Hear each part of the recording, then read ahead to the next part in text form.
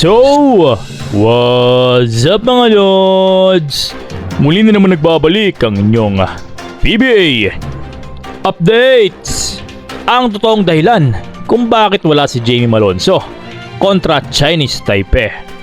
Matapos ang laban ng Gilas Pilipinas kontra Chinese Taipei, kung saan tinambakan ng mahigit 50 points ang mga inchik, at ni anino nitong si Jamie Malonzo ay hindi nasilayan sa loob ng PhilSports Arena. Kaya laking pagkataka nito mga PBA fans kung nasaan ba talaga itong si Jamie Malonzo.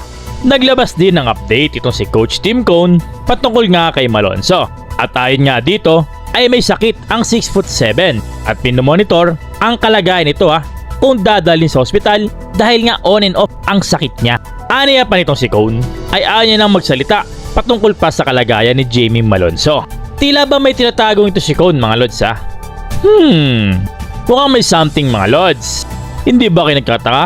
Bakit bigla-bigla na lang hindi nakalaro itong si Jamie Malonzo?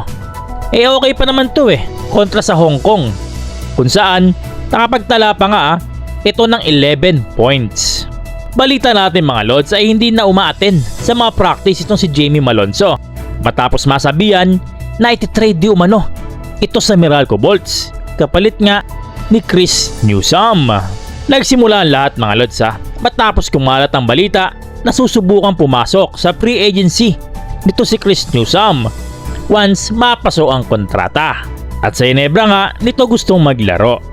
Syempre para sa team ng Meralco Bolts na ayaw na nga maulit ang nangyaring pag-iwan sa kanila nitong si John Pinto matapos niyang pumirma sa Ginebra. Kaya naman agad-agad nilang nilagay itong si Newsome sa trading block. Mas okay na may kapalit kesa mapitasan ka na naman. Kaya ang hinihingi di umano ng Bolts ay itong si Jamie Malonzo kapalit nga ni Chris Newsome na maganda ang pinapakita ng performance sa kamay ni Coach Tim Cone.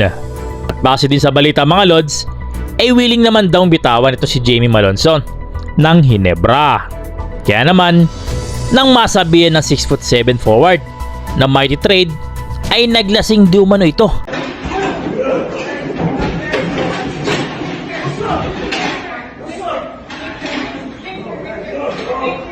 At ayun na nga ang nakita natin sa video. Maawa ka din kay Jamie Malonzo mga lods na talagang minahal na ang Ginebra. Sana naman wag umabot sa point na lisanin na ang PBA dahil sa kadahilanang malilipat siya ng ibang kupunan. At sana wag siya magaya dito kay Chris Ellis na matapos itapon ng Ginebra sa Blackwater ay tuluyan na ngang umalis sa PBA. Basta mga lods, pagdasal na lang natin itong si Jamie Malonzo na wag naman sanang maluba ang nangyari sa kanya, at isama na rin natin ang pagkakaroon niya ng peace of mind at tumatak sa isip niya na ang PBA ay isang business lang. Para sa iba pang PBA updates, huwag kalimutang mag-subscribe para hindi ka mahuli sa mundo ng PBA. And don't forget to like na din mga lods. So mga lods, hanggang dito na lang tayo Maraming salamat. Bye-bye.